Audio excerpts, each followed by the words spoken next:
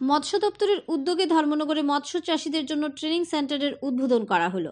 ধর্মনগরের Shibbari road ও post office রোডের সংযোগস্থলে রাজ্য সরকারের মৎস্য দপ্তরের উদ্যোগে তৈরি হওয়া নবনির্মিত মৎস্য চাষীদের জন্য ট্রেনিং সেন্টারের শুভ উদ্বোধন করা হলো। এই ট্রেনিং সেন্টারের শুভ উদ্বোধক হিসেবে উপস্থিত ছিলেন রাজ্য বিধানসভার অধ্যক্ষ বিশ্ববন্ধু সেন। তাছাড়া উপস্থিত ছিলেন ধর্মনগর পরিষদের চেয়ারপারসন মঞ্জুনাথ, উত্তর ত্রিপুরা জেলা মৎস্য দপ্তরের উপ অধিকর্তা বিজয় রায়, মৎস্য দপ্তরের বাস্তুকার চিরাং রিয়াং। তাছাড়া উপস্থিত ছিলেন মৎস্য দপ্তরের আধিকারিক সহ কর্মীরা, ধর্মনগর পুর পরিষদের councillor,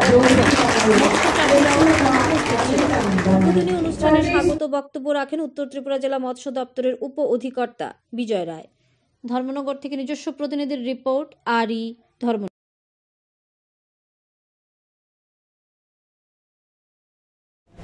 fisheries superintendent, fishery directorate, temporary director office বলছে এই পোস্ট অফিস রোড শিববাড়ি রোডের সংযোগস্থলে উপনাম পিডব্লিউডি।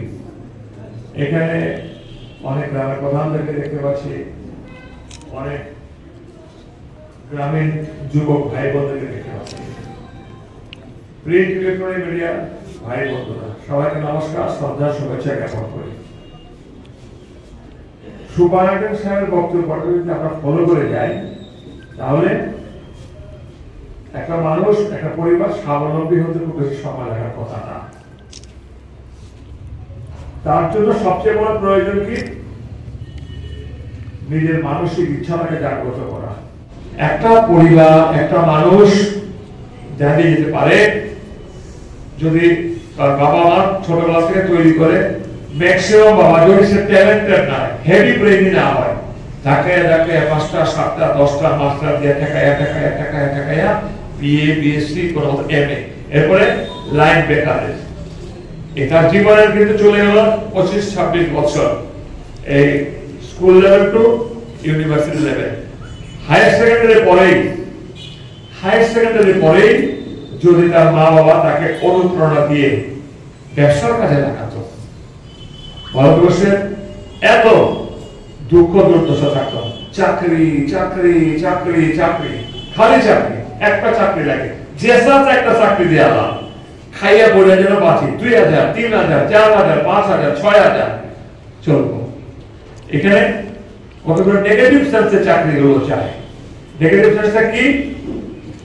পার্টির লাইনে থাকতে পারি, কি বেকার কাজ করবো, আইমু টাকা দিব, মাইনা পাইব। এই একটা সিস্টেম তৈরি হয়ে গেছে সারা ভারতবর্ষে। সার্ভিস কম, কিন্তু এরাই যদি ব্যবসায়িক মনোবৃত্তিতে তৈরি হতো, গুজরাটিকে তার সাথে কেউ অনুসন্ধানও করে না, কেউ খোঁজ খবর করে না। গুজরাটি, মারোয়ারি, আচ্ছা এখানকার যে মারোয়ারি ব্যবসায়ী আছে কবে এসছে এখানকার মারোয়ারি ব্যবসায়ী বলতে পারবেন? আমি যখন খুব ছোট তখন তাদেরকে দেখেছি। তার মানে আজকে 50, 60, 70 বছর আগে এখানে এসছে, বাড়ি রাজস্থান ব্যবসা করতে। আমাদের কোনো বাঙালি যাবে না, ব্যবসায়িক মনোবৃত্তি নাই, বেতন পাবো গুছায় কাছে চলো, এটাই আমার নিজের ইচ্ছায় ব্যবসা করবো। এবার আমরা আসি ফিশারি ডিপার্টমেন্টে, একজন মহিলা, একজন পুরুষ, সরকার অনেক সুযোগ দিচ্ছে। আমি তো আমরা জানি না যে বায়োফ্লক্স, তুই একটা জায়গায় গেছি, বায়োফ্লক্সের মধ্যে মৎস্য উৎপাদন করা যায়, তার জন্য যে কোনো ক্ষেত্রে তার জন্য ধৈর্য। এবং আজকাল প্রত্যেকটি এই বিভিন্ন ব্যবসার সঙ্গে সঙ্গে ডিপার্টমেন্ট হেল্প করে বলেই এটা প্রাণী সম্পদ বিকাশ দপ্তর, গরু, বাছুর, হাঁস, মুরগি, ছাগল ডিপার্টমেন্ট হেল্প করবে, ফিশারি, মৎস্য সম্পর্কে হেল্প করবে।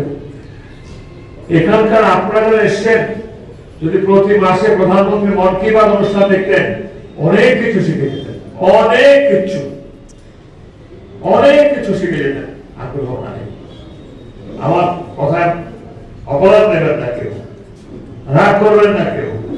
যত ছেলে মেয়ে রাস্তায় দেখি ঘুরতে মোবাইল নিয়ে, যত মধ্যবয়স্ক মারা সন্ধ্যাবেলায় সকালবেলায় যে রাস্তায় দাঁড়িয়ে আড্ডা মারে, যত মায়েরা ছেলে নিজেদের ছাত্রছাত্রীদেরকে স্কুলে পৌঁছে দেওয়ার নামে যেভাবে বসে বসে গল্প করে West of time, West of time, West of time, West of time চলে যাচ্ছে।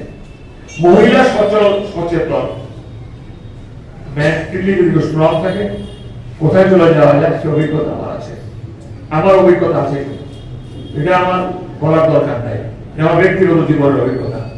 একটা ট্রেনিং সেন্টার উদ্বোধন হয়, এটা কাদের জন্য এবং এই ট্রেনিং সেন্টার থেকে উপকৃত হবেন কারা?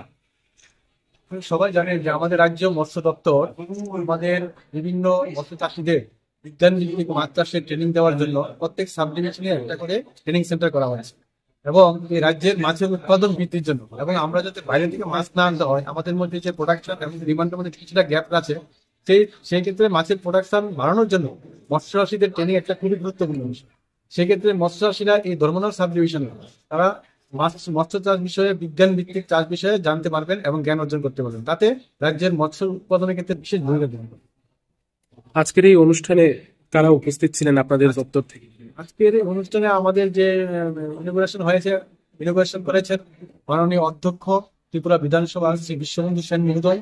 উপস্থিত ছিলেন ধর্মনগর মিউনিসিপ্যালিটি কাউন্সিলের মাননীয় চেয়ারপারসন এবং ভাইস চেয়ারপারসন এবং আমাদের ফিশারি ডিপার্টমেন্টের এক্সিকিউটিভ ইঞ্জিনিয়ার।